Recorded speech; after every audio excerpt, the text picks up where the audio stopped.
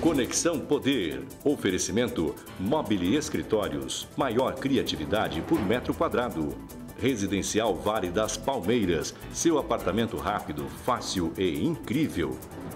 Tubarão Esportes. A força do esporte. Realce Persianas para os ambientes mais charmosos. E Titânia Telecom. Soluções para conectar negócios e pessoas. Bom, o Conexão Poder está recebendo hoje o secretário de Infraestrutura de Mato Grosso, Marcelo Duarte Monteiro. Marcelo que se viu envolvido em uma grande polêmica em relação ao Ministério Público sobre a licitação do transporte intermunicipal, que pode chegar a 11 bilhões, se estiver errado me corrija, num período de 30 anos. 11 bilhões que as empresas podem faturar. As pessoas colocaram aí de uma forma meio confusa, mas esses 11 bilhões seriam o faturamento previsto para essas empresas no decorrer de 30 anos. A outorga para o Estado de 150 milhões. Eu quero dizer que participa dessa entrevista aqui o meu amigo professor João Edson, professor, articulista, cientista político, analista, enfim, e devoto de São Benedito. Depois eu explico também o que é isso. Bom, Marcelo Duarte, obrigado pela sua presença aqui, seja bem-vindo mais uma vez ao Conexão Poder. Eu quero te abrir o espaço para você explicar essa questão, essa pendenga toda com o Ministério Público, com o GAECO, o seu nome envolvido numa suposta cobrança de propina, mais o Eduardo Moura da AGER, mais o deputado Pedro Satélite, quem mais, professor? E o Dilceu Dal Bosco. Dilmar Dal Bosco, perdão, do seu irmão. Bom, primeiramente, obrigado por estar aqui. Você maldoso, você recebeu quanto, professor? Obrigado pelo convite, André, João, que está aqui no Conexão Poder mais uma vez. Bom, e vamos direto ao ponto em relação a essa questão. Eu não tenho nada a ver com isso, com essa possível armação para não acontecer a licitação do transporte intermunicipal. Até porque na nossa gestão, as coisas finalmente estão andando. Pela primeira vez, Mato Grosso teve contratos assinados para ônibus operarem mediante outorga aqui no estado, que foi feito isso na nossa gestão. Essa licitação havia sido feita em 2012, ela foi paralisada de 2012 até 2016, quando ela foi transferida para a Sinfra. Até então estava a cargo da AGER. Até então era a cargo da AGER. E ela foi para a Sinfra em 2016, já no final do ano, através de um decreto do governador, em outubro de 2016. E em fevereiro de 2017 eu já estava reunindo com as 6 empresas, com as 9 empresas que haviam ganho para contratá-las.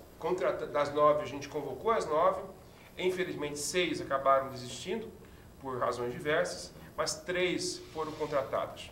Além disso, a gente agregou esses 6 lotes que as empresas ganharam, mas não assinaram, na licitação que hoje está publicada. Então, portanto, sim, houve uma denúncia anônima. O que aconteceu foi uma denúncia anônima que envolveu o meu nome nesse processo, e o Ministério Público está fazendo investigação. Tanto investigou que meu nome não foi envolvido em nenhuma gravação, não grampearam meu telefone, não fizeram e não acharam necessário fazer nenhum tipo de busca e apreensão nem pessoalmente e nem na Secretaria de Infraestrutura, que é onde está o processo. Você vê se o processo está lá, a licitação está lá e lá não foi feito, mais uma prova cabal de que restou esclarecido que minha relação nesse processo é extremamente republicana, e não só republicana, como de acordo com o que tem que ser feito, que é fazer a denúncia de que os senhores teriam agido para impedir que uma determinada empresa, se não me engano, Novo Horizonte, é isso, professor? Não conseguisse ter a sua fatia nesse processo? São várias coisas. Na verdade, assim, havia um processo já correndo. Ou seja, era uma licitação de cartas marcadas, segundo o Ministério Público. Fala num português mais claro. Não é bem isso. O que acontece é o seguinte, são duas situações. Uma situação nós assinamos os 3 contratos novos, certo? E há uma apuração que após a nossa assinatura do contrato, que finalmente aconteceu depois de depois de 5 anos parado essa licitação. Há mais de 20 anos não havia essa licitação. Mais de 20 anos. Não E a licitação ocorre esse aconteceu em 2012 e ninguém tinha Então assinado essas contrato. empresas trabalham hoje de forma clandestina, ou eu estou enganado? De forma precária. Tecnicamente seria isso. Precária, ou seja, informal, precária, essa é a relação. Não é clandestino porque... Existe um contrato de boca, mais existe ou menos algum isso, tipo né? de uma formalidade lá entendi. com a AGER nesse caso. Mas o que aconteceu isso, eu acho que a minha relação com esse fato, ela é totalmente alinhada com o que é melhor para a população, que é licitar. Inclusive, eu fiz um termo de acordo recentemente com o Ministério Público, antes da operação, repactuando todos os compromissos que havia feito já meses atrás, no sentido de continuar a licitação, não modificar a licitação e dar apoio toda vez que a licitação sofresse algum tipo de revés jurídico, como sofreu recentemente. E nós fomos lá, junto à Procuradoria-Geral do Estado e o Ministério Público, fazer esse trabalho junto ao Judiciário para que a licitação continuasse, e que foi o que aconteceu. A liminar foi derrubada e a licitação hoje está Quantas empresas publicada. Vão ser credenciadas para participar da... Serão um total de... Para explorar o Estado foi dividido em 8 regiões, cada região terá 2 empresas.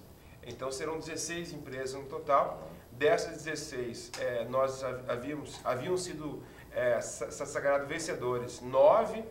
Das 9, quando a gente chamou, somente 3 assinaram. Então o que a gente fez? A gente agora está licitando 13. Então tem 13 lotes em licitação.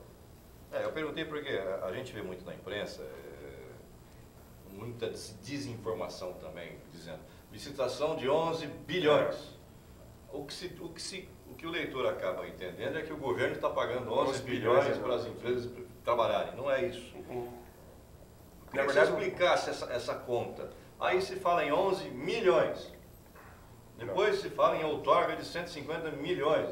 Tantos milhões que confunde um pouco as pessoas. Eu queria que você explicasse como é que é esse processo todo. Esse serviço público de transporte intermunicipal, ele pela Constituição de 88, ele deve ser regulado e deve ser concedido. E o processo de concessão é um processo feito no sistema de licitação.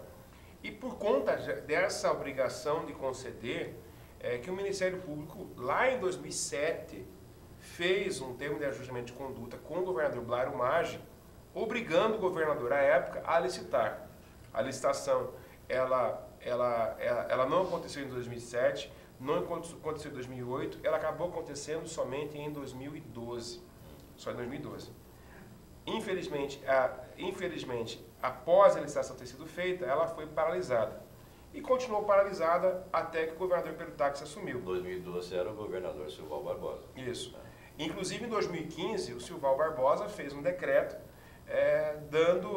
legalizando os ônibus que estavam operando, ou seja, ignorando totalmente a licitação e legalizando as empresas que estavam operando atualmente. Inclusive, consta na delação que ele recebeu 6 milhões de reais para fazer esse decreto. Ele mesmo confessou esse movimento. O governador Pedro Táxi revogou esse decreto em 2015, foi revogado.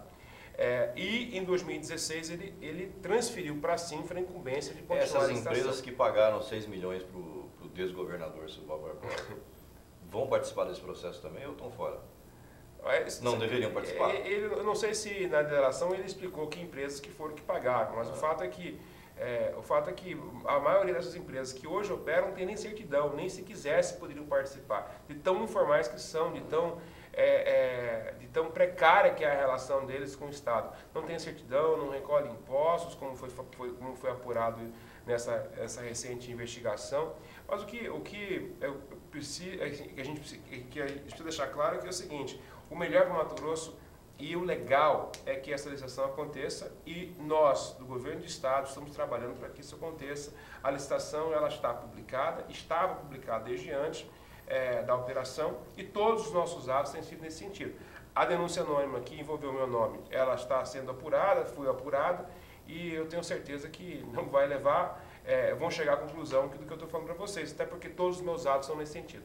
Dá para mencionar qual que é o prejuízo do Estado à não licitação? Porque à medida que as empresas continuam operando de forma precária, existe uma dívida dessa empresa para com o Estado. tem a noção mais ou menos do montante dessa dívida? Porque eles têm que pagar uma outorga, né? Uhum. Da questão do uso. Como não está legalizado, tem empresa que não está pagando. Uhum. Sim. Qual que é o montante? Olha, a gente está falando aqui, nossa conta aqui rápida é a seguinte. Em primeiro lugar, a outorga, a outorga que vai ser cobrada para a operação, só a outorga, nós estamos falando de 150 milhões de reais. Que o Estado receberia para quê? Para investir em áreas fundamentais, como saúde, educação, que você precisa, segurança, enfim, rodovias. Esse recurso entraria para o caixa do Estado. Além disso, você regularizaria a questão tributária dessas empresas. Por quê? Porque todos esses novos ônibus vão ter bilhetagem eletrônica. Os ônibus vão ter GPS, vão ter controle, ou seja, você vai acabar com a evasão que existe hoje, em que as empresas declaram o que elas querem, porque aquele bilhete ainda é aquela passagem carbonada, aquela passagem manual. Vai ser eletrônica, isso centralizado num sistema que o governo vai poder controlar. 4% será o ICMS. Veja bem, em torno de 30 milhões por mês de faturamento das empresas. 1 milhão e 200, certo? Por mês. Eu estou falando de por ano, aí 15 milhões por ano, certo? De ICMS que deixam de ser recolhidos. Mas por ano, em 10 anos, 150 milhões. Então, são valores expressivos. Mas o mais importante de tudo, não é o que o governo deixa de arrecadar. É o serviço ao cidadão que ele vai melhorar de maneira significativa. Veja, por exemplo, esses novos ônibus. A empresa entrou, pagou a outorga, trouxe ônibus novos, talvez um dos ônibus mais modernos do Brasil, está operando várias linhas. Entre elas, Cuiabá Alta Floresta. Cuiabá Alta Floresta hoje é operado pelas empresas que estavam no sistema e pela nova empresa, que é a Novo Horizonte.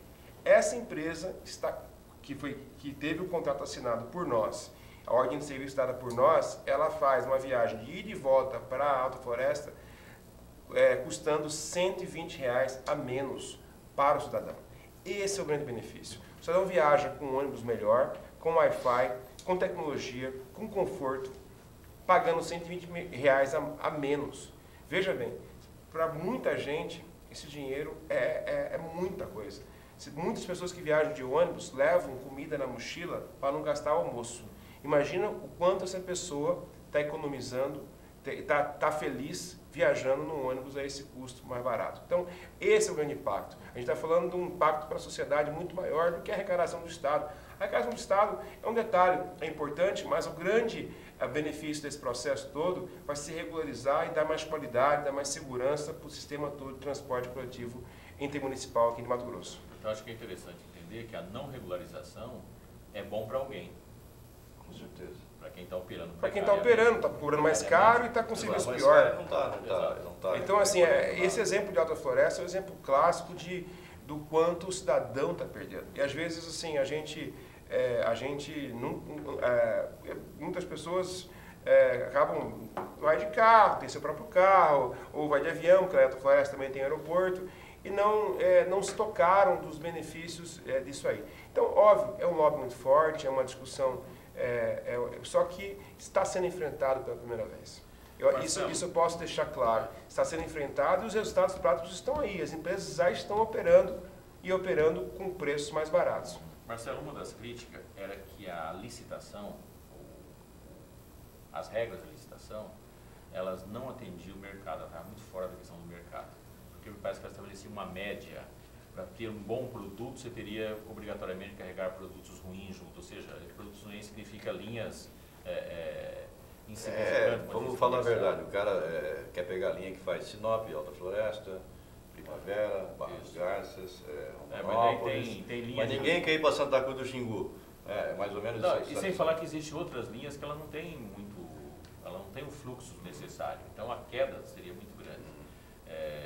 Eu ouvi isso de alguns empresários do setor, que no formato da licitação talvez nem ia aparecer. O problema mas o que o Marcelo estava dizendo aqui antes não é pegar a linha ruim, é isso. É que quando você a empresa tem que pegar a linha ruim também. Sim. Não é pegar só o filé. Não, mas aí precisa ver como ela está dividida. Lembra que está dividida em 8 grupos, né? Dentro desses 8 grupos, você pode ter uma linha que mesmo pegando o filé não paga o prejuízo do outro. Uhum. Eu estou falando aqui porque porque eu conversei com muita gente sobre esse assunto, né? Gente interessada, e assim, ó, a licitação no formato que o Ministério Público fez, interferiu e fez lá, não dá. O Ministério Público está querendo governar também, né? Vamos falar a verdade aqui. Eu vejo o seguinte, João, em relação à licitação. Não, em relação à licitação, eu acho que essa é uma crítica assim, comum. Quer governar, o promotor que fez o caso aí, se candidata e vira governador. É mais fácil. Tá enchendo o saco já isso, né? O Ministério Público bota o bedelho em tudo. Daqui a pouco vamos meter o bedelho na minha empresa aqui também, dizendo como é que eu tenho que fazer jornalismo. Só falta isso. Segunda-feira. Daqui a pouco a gente chega nesse ponto, né? Na segunda-feira tem a operação aqui. O GAEC vai estar na minha porta, só falta. Desculpa o desabafo aí, mas aqui enche o saco essa situação, sabe? Toda hora o Ministério Público mete o bedelho em alguma coisa do Executivo, ou do Legislativo. Virou o poder, virou o Executivo, agora o Ministério Público, né? Vamos lá, em relação a essa questão da modelagem especificamente, que eu vou dizer o seguinte, é óbvio que tem muita coisa que pode ser melhorada. A grande questão é o seguinte, às vezes o ótimo é inimigo do bom. E nesse caso é um caso clássico, porque se você for buscar o ótimo, a gente não vai conseguir nunca. Por quê? Vai ter que contratar uma outra empresa, refazer a modelagem, refazer os estudos, eu estou falando de mais de 10 anos. Quanto custa para a Dona Maria, para o seu João, que precisa ir regularmente para Alta Floresta, para Rondonópolis, vai custar mais para ele 10 anos esperando isso aí. Então, é nisso que entra o quê? Que entra a regulação, nisso que entra a AGER, nisso que entra, porque é possível sim você regular, é possível você reequilibrar o contrato uma vez identificadas essas assimetrias, esses erros, que existem sim. Ninguém está negando que existe, só que isso aí vai regulação. Aí na regulação, isso vai ser remediado. Uma boa regulação resolve. O que não dá é a regulação não funciona com contratos precários, como você falou. Contratos precários, a regulação ela fica de mãos atadas.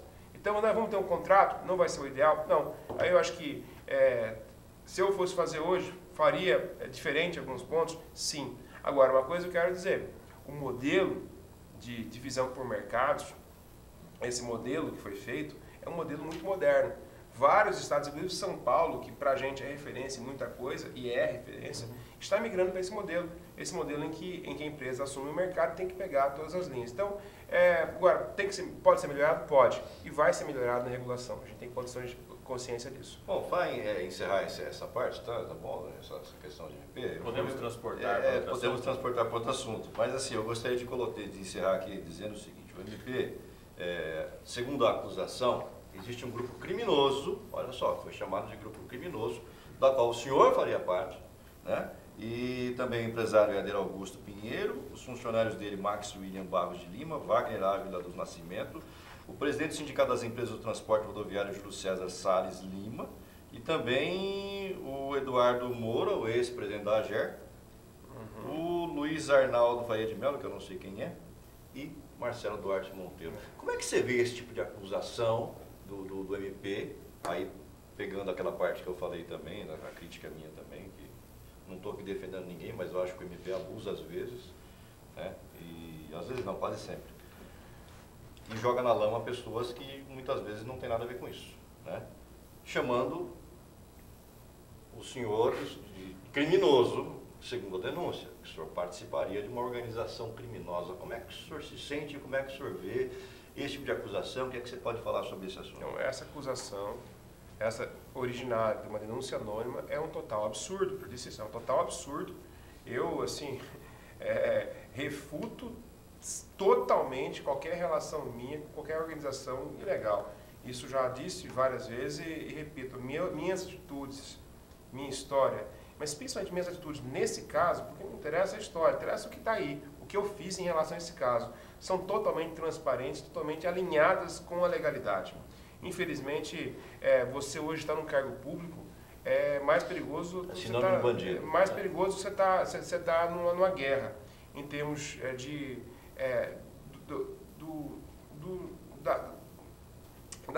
das complicações que você pode ter com uma série de interpretações em relação aos seus atos. Então, faz parte, eu estou secretário hoje e sempre soube desse risco. Agora, cabe a mim mostrar e provar que isso não tem nada a ver e, assim, não vou levar isso para o lado pessoal, de maneira alguma. Eu entendo que eu vi o processo, li o processo, foi uma denúncia anônima e o Ministério Público, infelizmente, teve que fazer seu papel, que é de apurar.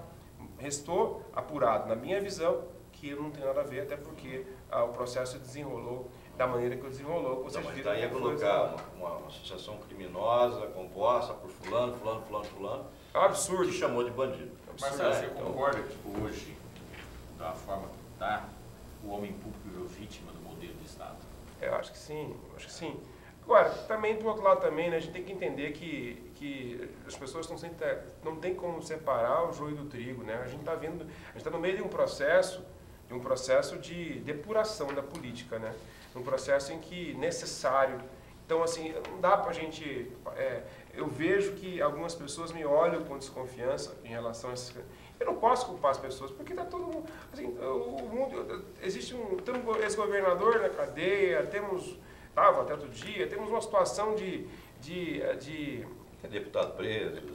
Uma situação de crise moral no país muito séria. Então não dá para a gente ficar ofendido com isso. Eu, sinceramente, não dá. De verdade. Eu acho que o ambiente é muito ruim. Nós estamos hoje num ambiente... Agora, por outro lado, se é ruim, mas eu vejo o lado bom. Qual que é o lado bom? O lado bom é o seguinte, que pessoas como eu, pessoas que se pautam pela ética, pela legalidade, estão tendo muito ambiente para trabalhar.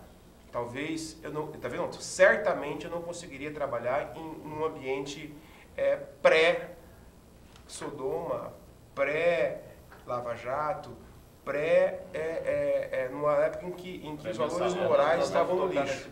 Eu queria complementar. Pré-mensalão, tudo isso aí. Então, o secretário Marcelo, o desembargador Guilmar Teodoro Borges, negou qualquer ação. Não, nem pediu. Nem pediu. Nem pediram. O MP, apesar de citá-lo, nem pediu nada. O desembargador negou qualquer atitude ele contra o senhor. Ele não chegou a negar porque não pediram para ele. Exato.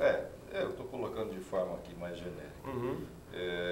Não houve nenhuma busca e apreensão na sua casa, nenhuma busca e apreensão no seu local de trabalho, enfim. Dá para dormir tranquilo? Dá para dormir tranquilo, não precisa dormir no hotel, né?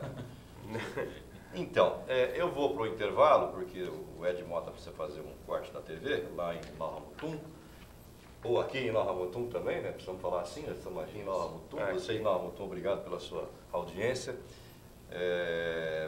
Eu quero dizer o seguinte, essa crítica ao MP e ao Judiciário, porque você tocou na Operação Sodoma. Teve um secretário que agora foi absolvido, que é o Marcelo Decurso. Passou 6 meses na cadeia, achincalhado, esculhambado, como bandido, e agora absolvido. Como é que fica? Né? Quem paga por isso? O cidadão passou 6 meses não fala em pagar, preso, multas, quem paga somos e agora, se eu sou o Marcelo Decurso, eu meto uma ação no Estado. Mas daí quem paga somos nós. Então. O povo acaba pagando sempre, mas eu faria isso. Isso só vai melhorar quando nós melhorarmos a regra do homem público. O homem público tem que ser responsável também pelas suas ações. Ele não é uma pessoa dissociada do ser humano da ação. Quando você faz o erro e quem paga a conta é outras pessoas, não estou aqui defendendo o Marcelo Decurso, longe disso. Mas se foi inocentado, peraí, o cara passou 6 meses na cadeia. Isso pode acontecer com você, pode acontecer comigo, pode acontecer com você, com o Gordo, com qualquer pessoa. Mas a questão é a seguinte, o que acontece, André... Fica por isso mesmo? Não acontece nada com quem canetou, mandou prender? Nós estamos vivendo um momento difícil. A grande maioria dos casos, infelizmente, você aperta um pouco o cara, ele abre a boca, delata e confessa. Muitas vezes o cara confessa até o que não deve. Aí você chega lá no apartamento do Gedel, tem 51 milhões de reais em dinheiro. O momento hoje é um momento de crise moral grande e que talvez alguns exageros estejam acontecendo, sim. Só que é um momento complicado, é um momento difícil. A gente acho que tem que ter muita paciência para enfrentar esse momento, serenidade. Mas se coloca no lugar do Marcelo Decurso. Tá louco, assim. Eu acho que... Não dá, né? Não dá, Não dá. O pré-julgamento... São os exageros que pré-julgamento, a pré-condenação, ela é sempre uma... Eu apoio o MP, apoio o Judiciário e tudo, mas tem uns exageros que não dá para compreender, não dá para engolir. O que faz o Estado é o homem, não é o próprio Estado.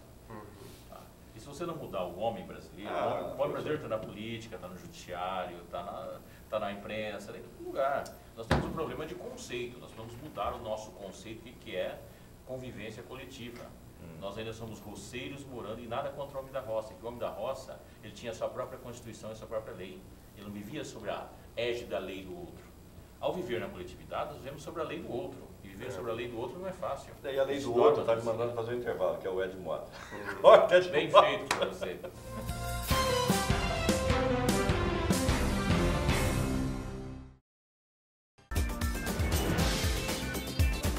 Estamos de volta com o secretário Marcelo Duarte Monteiro, secretário de Infraestrutura do Estado. Lembrando que participa também aqui dessa entrevista o professor João Edson, que está fazendo igual o goleiro do... Como é que chama lá? O goleiro do... Falando no WhatsApp. O goleiro da... Não estou brincando, ele está lendo foto. Estou olhando aquelas fotos da Que time que era mesmo?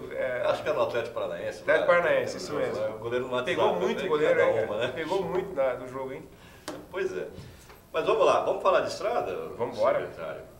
O Estado fez um leilão na Bolsa de Valores de São Paulo para conceder algumas rodovias, alguns trechos. Como é que está essa situação?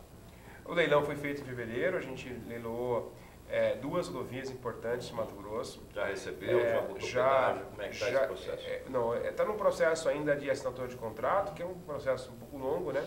A gente espera esse mês assinar os contratos e já no mês que vem já as empresas iniciarem a operação de obras, porque é importante dizer, nós exigiremos que as empresas façam obras primeiro, para depois cobrar o pedágio. Eu vou entrar no então ponto o pedágio, aí, porque eu fiz essa pergunta. O pedágio ele é posterior às obras, não todas as obras. Obviamente não tem como você falar, faz, porque nós estamos falando de 800 milhões de reais em obra, mas fazer obra no sentido de colocar as rodovias em perfeitas condições, sim, para depois você entrar com o pedágio, e aí sim você evoluir com as obras de melhoria, de contorno de cidade, enfim, obras de melhorias que vão ser feitas naturalmente. Então, isso está bem encaminhado para a Alta Araguaia, até a divisa do Mato Grosso do Sul, passando pela Taquari, MT-100, e para a MT-320, que liga Nova Santa Helena, Colíder, Canaã, até Alta Floresta, quase 200 quilômetros também.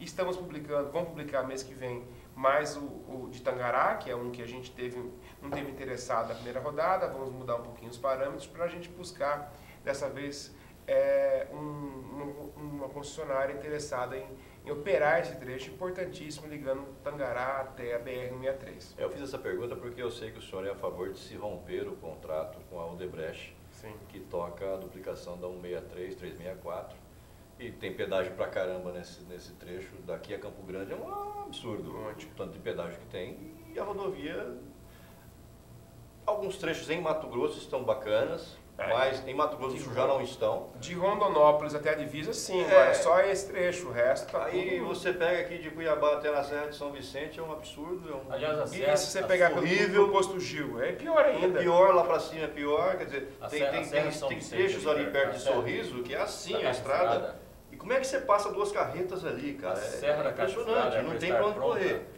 Em setembro de 2011. E aí o pedágio está lá, cobrando mesmo. A Serra da Caixa Furada, aquela ali descendo o posto Gil, tinha uma placa ali em 2010, escrito assim, inauguração em setembro de 2011. Está em 2018 e até hoje não liberaram ainda. Então, e aí você é a favor de se romper. Mas o Estado não pode interferir. O Estado não, mas a gente tem que nos posicionar em relação a esse assunto. Porque não dá para pressionar a bancada federal? Sim, exatamente. Ontem tive com o Nilson Leitão falando sobre isso. Cara, não tem sentido. A Odebrecht é o principal alvo da Operação Lava Jato, para quem não lembra disso. A Odebrecht, Lava Jato, cobrando pedágio. Aí você chega na NTT, o pessoal fala assim, não, se rescindir é pior, melhor com eles do que melhor com eles do que sem eles. Eu falei, cara, mas peraí, não estão definindo quem? Patifaria. Porra, o que está acontecendo? Quer dizer, o governo federal ficar refém de uma empresa ainda, que não está fazendo nada em termos de obra, é um comodismo assim. Não, se relicitar vai aumentar o pedágio, gente, pelo amor de Deus. São os discursos assim meio que prontos para justificar a manutenção desse status quo. Então, assim, não dá. Acho que nós temos que nos indignar. Não dá pra gente falar assim, não, cara, realmente eu fui lá na NTT, e é o discurso que se faz aqui. E eles me disseram que se relicitar vai ficar mais caro. Então, não. Então vai ficar assim? se você for de carro da Cuiabá a Campo Grande, você vai até Rondonópolis num trecho mais ou menos bom, tem vários trechos. Rondonópolis inclusive, tá bom. Inclusive de concreto, né? Alguns trechos feitos com concreto. Mas de Cuiabá até a Serra de São Vicente é horrível o trecho. Não, e esse de Rondonópolis até a divisa de Mato Grosso do Sul vai bem, tem trechos bons, mas no Mato Grosso do Sul, pistinha simples.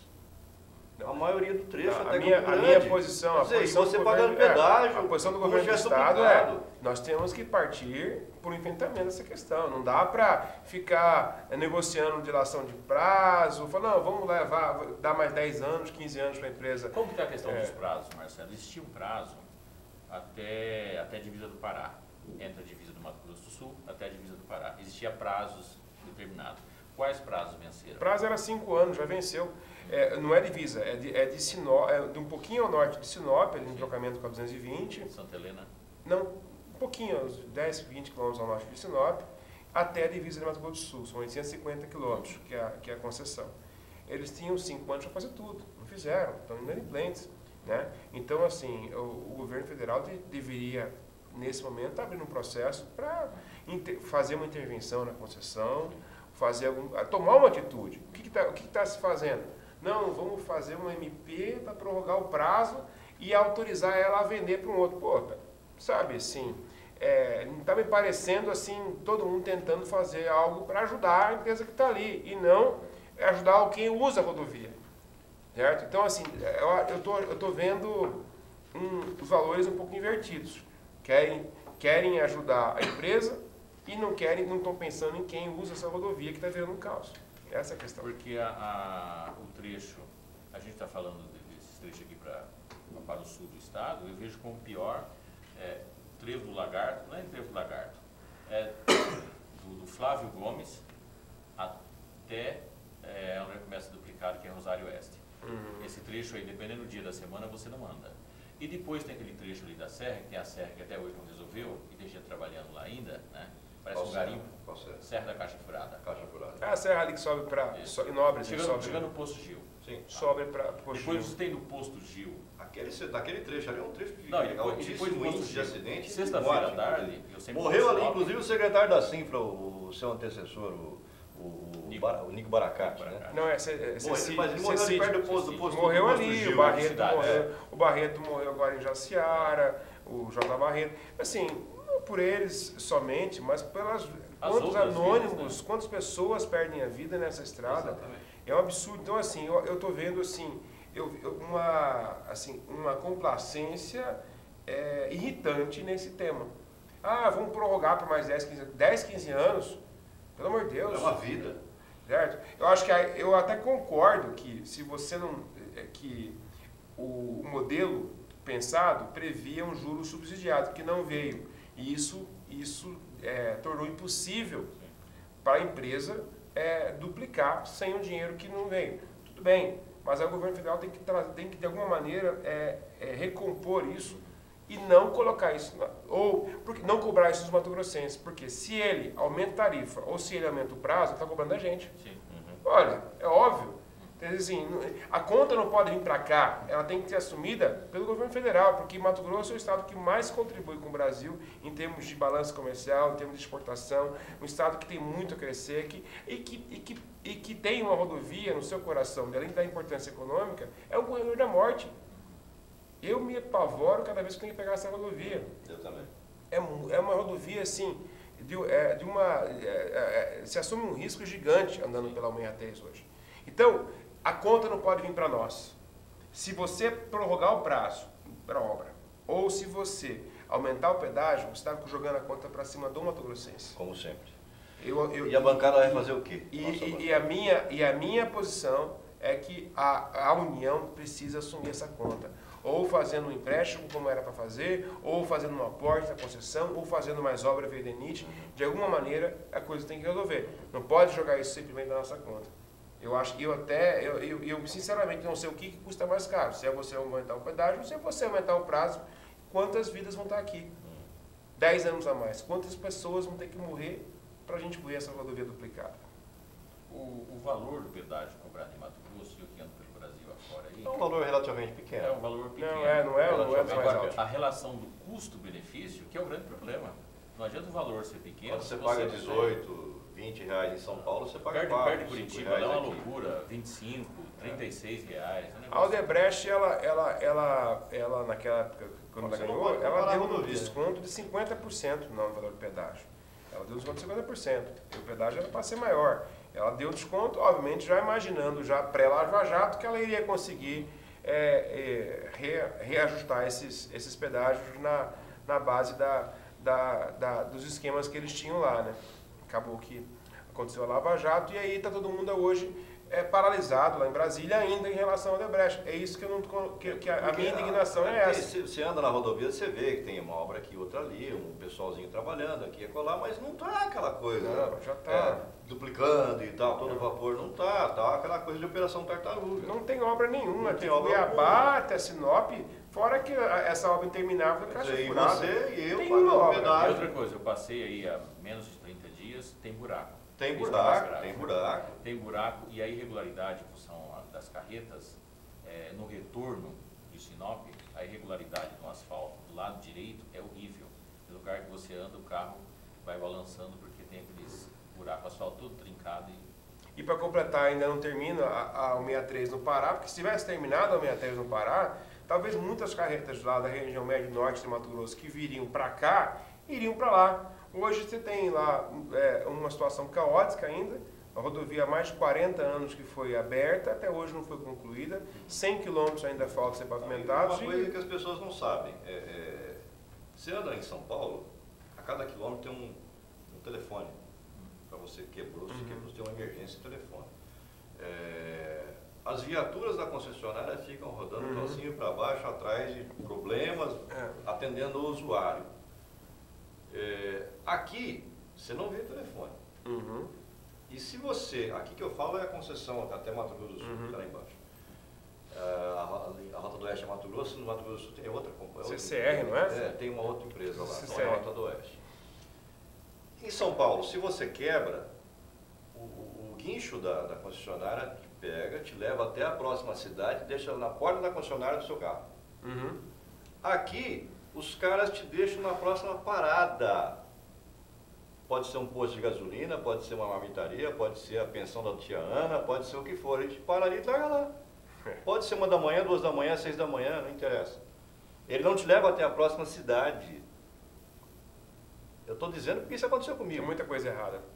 Te deixa num posto de gasolina, quer dizer, você vai fazer o quê com um carro quebrado no posto de gasolina? Abastecer para não andar? Quer dizer, tem que te levar até a próxima cidade no mínimo. Aí lá você se vira na porta da concessionária, espera abrir e resolve. Sem falar que você não consegue daqui a Sinop sem parar 3, 4 vezes eles consertando o buraco. O cara com a bandeirinha lá, né? Aí você para. Isso estou falando de Cuiabá, Sinop. 3, 4 paradas de meia hora cada, Isso só por causa tem que ser revisto, secretário. Eu sei que Exatamente. não é o teu. Mas não é a tua função, meu porque é uma papel rodovia aqui- federal, mas eu acho que cabe ao senhor e cabe ao governo do estado pressionar a bancada federal. Eu consigo pensar Ver se os caras se mexem lá em hoje com o Brasília. secretário de Estado como pensa o governo federal. O que o governo federal quer fazer? Ele quer resolver, quebrar, ele quer fazer seu omelete sem quebrar os ovos. Ele quer resolver tudo sem tirar o Odebrecht, sem botar dinheiro, sem fazer empréstimo do BNDES. Como que vai fazer isso? Botando na nossa conta. Só tem um jeito, botando na nossa conta. Ou seja, Ou botando no nosso. o que era obrigação da empresa fazer em 5 anos, eles vão dar 15. Ou então vão pegar o pedágio que é 5 e vão botar 7. Cara, isso a gente não pode aceitar. É isso que eu estou dizendo. Não podemos aceitar que a conta venha para nós. Porque o DENIT tem lá 20 bilhões por ano para fazer investimentos. Por que não faz investimento em Mato Grosso? Por que está fazendo investimento só no Nordeste, só no Sudeste, só no Sul? Porque a partir do momento que você colocou essa rodovia como concessão, praticamente O governo lava as mãos e deixa. o governo federal está lavando a mão, quer dizer, está lavando as mãos. Isso precisa ser repensado. A gente tem que pensar em Mato Grosso, não no Odebrecht. Daqui a pouco é 163. Qualquer concessionária hoje no mercado opera muito melhor que a Odebrecht está operando. Por que esse medo de tirar o Odebrecht? Tem algum esquema aí. Pelo amor de Deus. Tem algum esquema aí. Marcelo, O Odebrecht deve ter pago propina para alguém. Você é o único secretário que estava na reunião de posse que continua na mesma função até hoje? Eu e o Ciro, na mesma função, eu e o Ciro. Ciro Rodolfo da CGE. Os únicos. Na mesma função, sim. Aí o Júlio continua também, né? Tava. Júlio, acho que aí só, né? Eu, Ciro e o Júlio tá agora em outra função. Porque já foi na função. Civil. Eu acho que sim. Aí tiveram os que saíram para se candidatar, né? Como o Suelme, como o Marrafon, que saíram para um projeto político. Mudou de função também, Era o Suelme, com a saída do Suelme, não lembrava do Ciro. Eu fiz a conta aqui rapidinho, falei, só existe o Marcelo, que estava na... Remanescente, né? Remanescente da... E por pouco, hein? Por que não como candidato? O que aconteceu? Eu conversei com a família, conversei com todo mundo, assim, e achei que, em primeiro lugar, a minha contribuição ainda não tinha acabado no governo. O governador foi eleito por 4 anos e tinha muita coisa para ser entregue, tem ainda, a gente pode até falar sobre isso, muita coisa para ser entregue. Eu tenho um relacionamento muito bom com os agentes financiadores, BNDES, Banco do Brasil, BID, e estão com vários projetos em andamentos, e eu sei que o relacionamento pessoal conta muito nesse aspecto. Eu precisava continuar fazendo essa interlocução com os agentes financiadores. Eu conversei com o governador, ele também concordou. E também, sabe assim, eu ainda acho que a política vai demorar um pouco para mudar da maneira como a gente quer. Nós, brasileiros, queremos e precisamos. Ainda vai ser uma eleição que apesar dos recursos, dos volumes baixos, mas depende de recursos, depende de uma série de questões que eu não me organizei e não estou disposto a fazer esses sacrifícios nesse momento. Tá bom. Vamos dar um tempo da TV? O tempo da TV? Tempo da TV, Gordo? Tempo da TV, João. João não, o João tá aqui. Tempo da TV, Edmundo.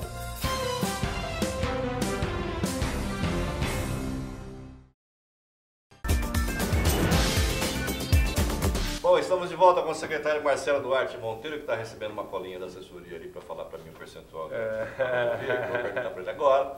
Né? Eu quero tocar no assunto da rodovia MT-10 e da MT-251, propriamente aqui esse trecho urbano de Cuiabá, que é a duplicação da saída para Chapada, a duplicação da saída para Guia, mais a trincheira que está sendo feita no entroncamento. Como é que está essa obra?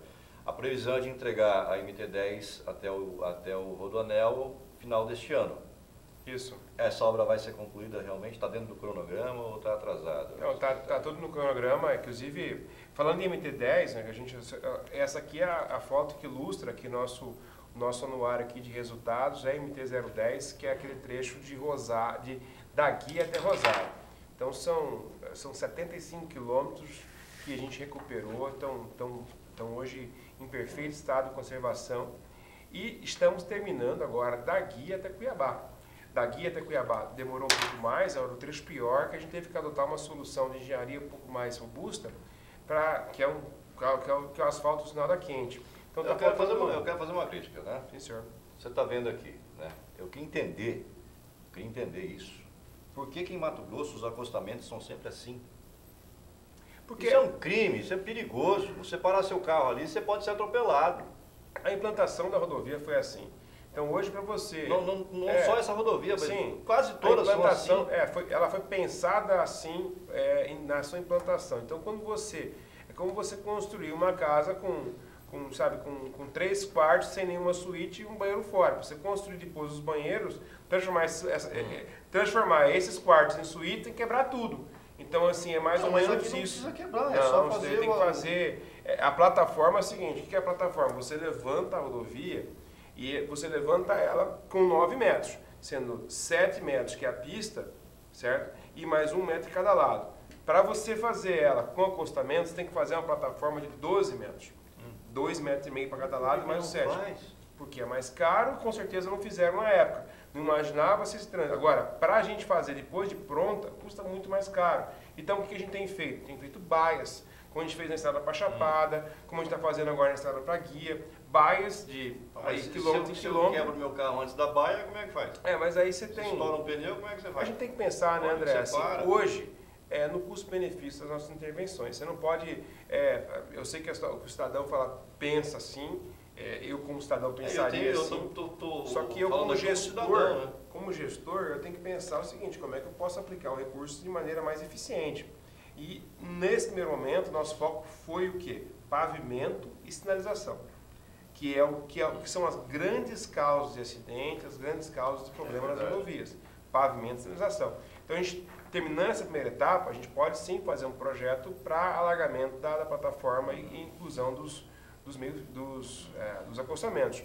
Mas assim, falando de guia, então esse trecho aqui é o trecho que tá feito já, que é o da guia até Rosário. Estamos fazendo agora da guia até Cuiabá, até o Rodoanel, já está faltando só 9 quilômetros para chegar. Está vindo uma obra de primeira qualidade até chegar em Cuiabá. E do Rodoanel até a trincheira, a obra está com... Esse trecho da guia até Rosário é um trecho que foi recuperado, porque era um trecho relativamente novo, feito no governo Blairo Marques, se não me engano. Não, já estava deteriorado? Não, da guia até... O do governo Blairo Marques foi o último trecho, da Corizal... que você saía lá... Da Corizal até Rosário, né? Esse trecho inicial, que é o trecho mais velho, da guia até o trevo da Corizal, ele é mais antigo, né? Então ele foi recuperado, inclusive o trevo, aquela parte do trevo da Corizal até a BR, que são 20 quilômetros também ali, foi totalmente recuperado. Então assim, a gente está fazendo lá para cá, está chegando já, e a rodovia fica... E com esse problema que a gente falou da Rota Oeste, que você cobra o pedágio e não tem rodovia de qualidade, o trânsito ali é enorme. Enorme. Então a gente tem que manter sempre uma equipe dando manutenção para garantir o cronograma de duplicação nesse trecho urbano aqui da termina esse ano, está com 55% concluída. Agora a gente resolveu os problemas que estavam impedindo a obra, desapropriações, então a gente vai ver... E também a chuva, né? Então agora a gente vai ver a obra acelerando lá para aquele ali porque até do condomínio Country ali, do Diretor Norte, até passando pelo Beach até chegar no Rodoanel, está bem avançado. A gente deve entregar isso aí até o meio do ano, aquele trecho. Daquele trecho até o Rodoanel, que é o trecho mais urbanizado, a gente agora está tirando, limpando, está organizando para poder entrar com a obra, então com a obra pesada naquele trecho. A trincheira está com 57% concluída, 78% das placas já foram produzidas ou instaladas, então está bem adiantada essa questão. De entregar a previsão de entregar também é final de outubro, né? A trincheira vai ser um pouco antes, só que a gente vai liberar em julho já algumas alças, já vamos ter uma liberação parcial da trincheira a partir de julho. Já licitamos também a iluminação, vai ser uma iluminação em LED.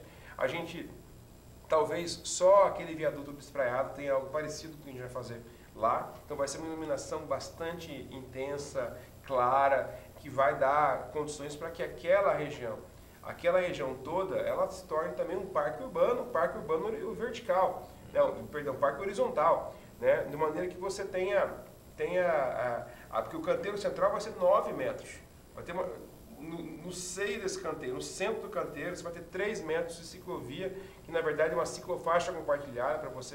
a pista atual vai virar ciclovia. Né? É mais larga, inclusive, né? Porque na verdade serão 9 metros de canteiro central.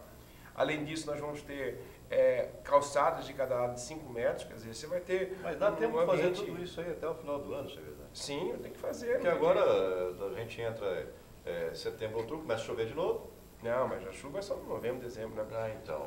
Não, mas não tem, assim, a gente não tem alternativa.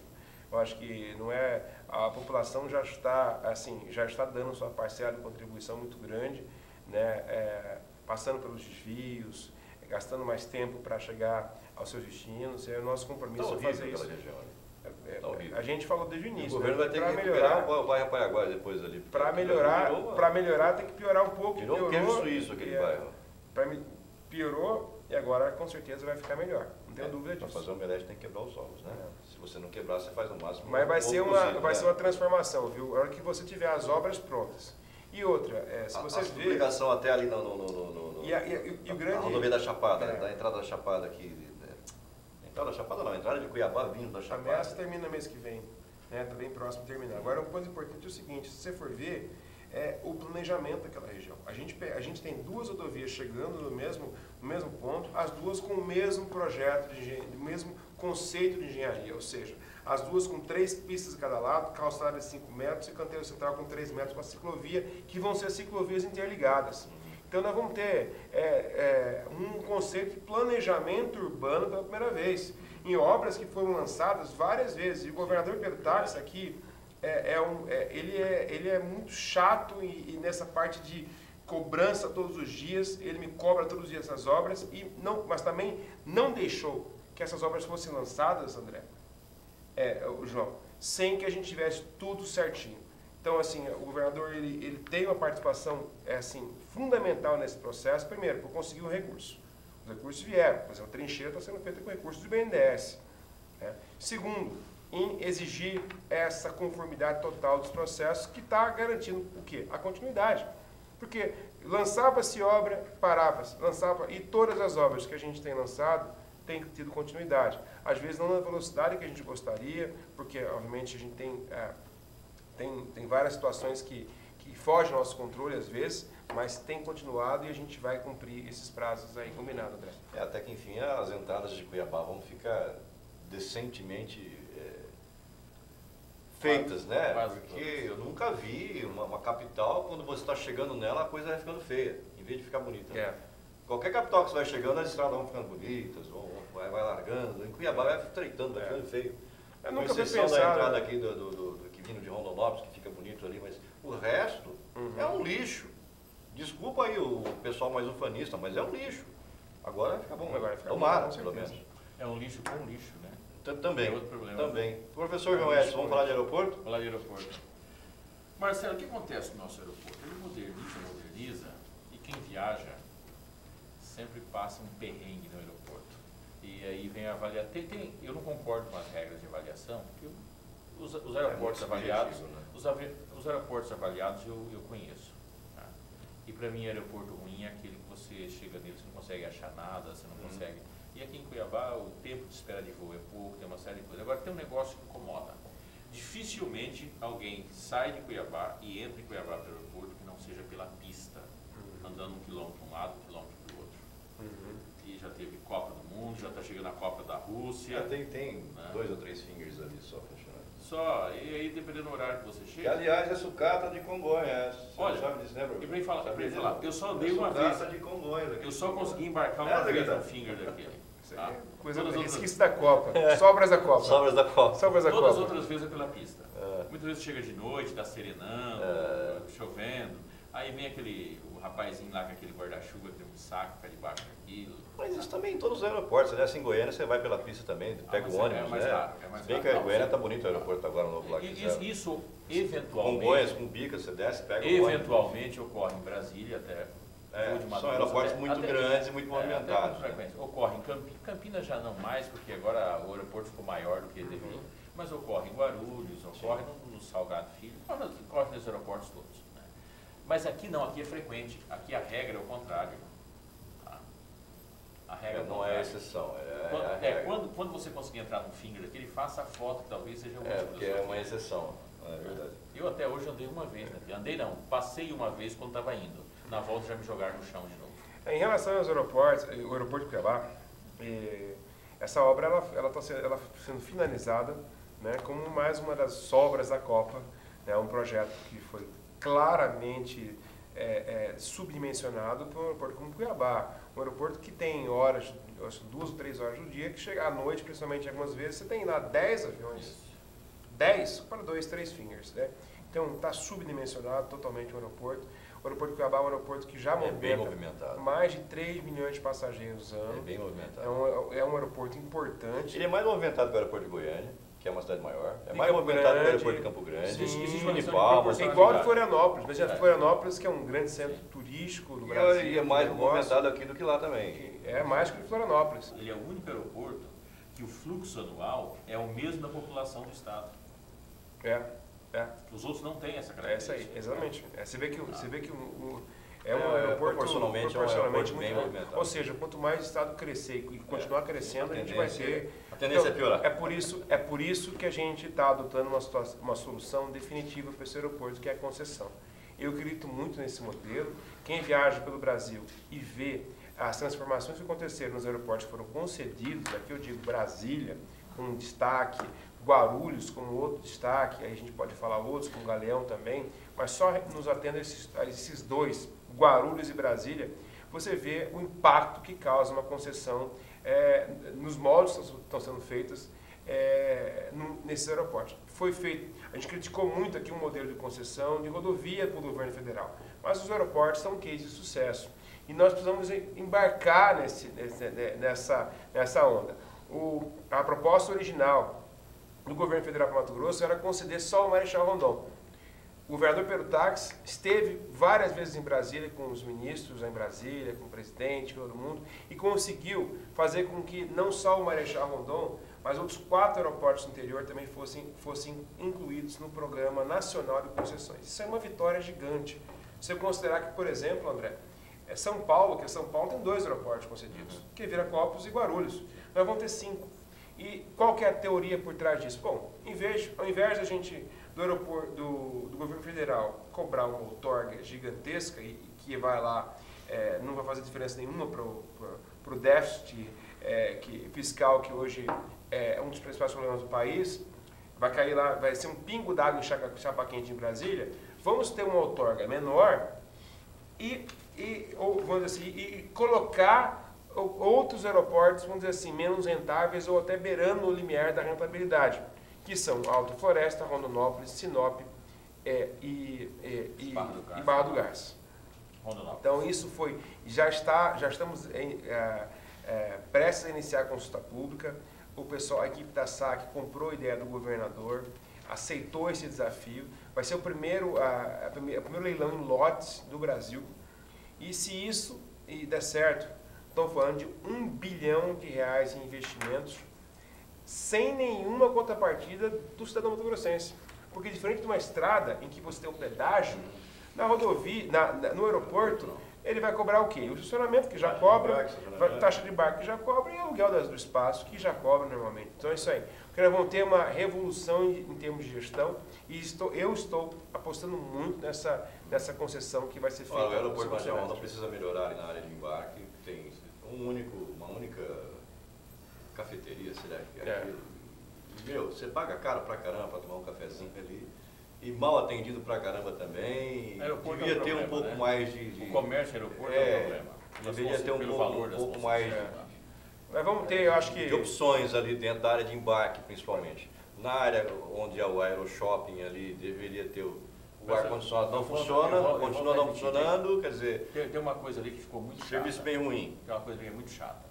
Você vai embarcar, você sobe a medida da escada, passa lá em cima, faz tudo aquele negócio e aí você desce. Ficou esquisito realmente. Ficou esquisito. Se a maioria está saindo do piso, ficou esquisito. Do chão, não tinha que subir lá em cima. Tinha que ter algum mecanismo ali embaixo que você passar.